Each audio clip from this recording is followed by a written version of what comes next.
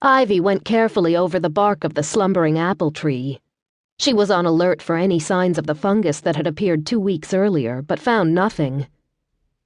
"The treatment worked," she said to Rabbit. "The other trees are safe." Involved in sniffing the snow at the roots of the tree, tail wagging like a metronome, Rabbit gave a small woof. "Glad to see you agree this is a good thing." Noting down the result on her datapad, she continued on through the trees, Rabbit scampering after her a second later, his paws soft and soundless on the carpet of white.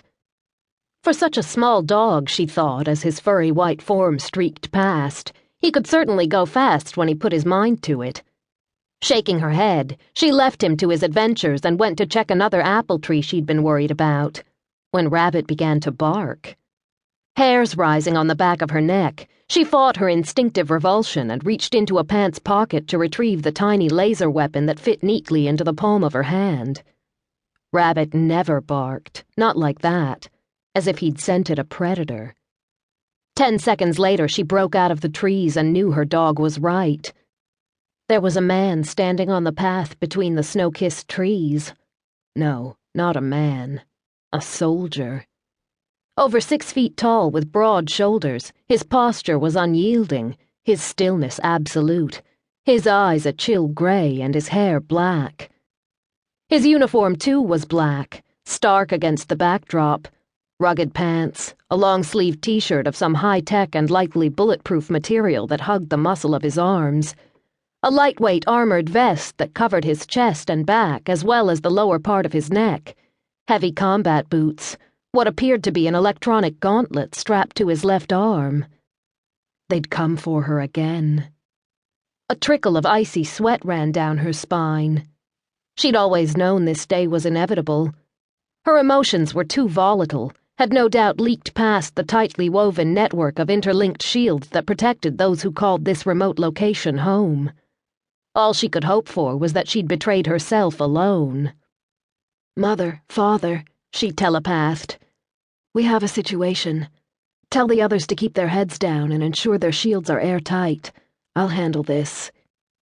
Fear squeezed frozen fingers around her lungs as she sent an image of the soldier to her parents, but she was no longer a scared 16-year-old girl who thought she was going insane. She was a 23-year-old adult who understood that while she was defective and unstable, she didn't deserve to be violated and tortured. No one would ever again strap her down and attempt to break her. Not even this deadly stranger. Datapad held to the side of her body with one ice-cold hand, her heavy jacket and thin thermal gloves suddenly useless. She slid away the weapon in the guise of putting her data pen into her pocket. It seemed a counterintuitive act, but her every instinct screamed she'd be dead before she ever got off a shot. She couldn't win this battle by force, and it was probable she couldn't win it at all, but she'd fight to give the others as much time as possible to prepare. Breath tight, she closed the distance between her and the soldier whose uniform bore a silver star on one shoulder.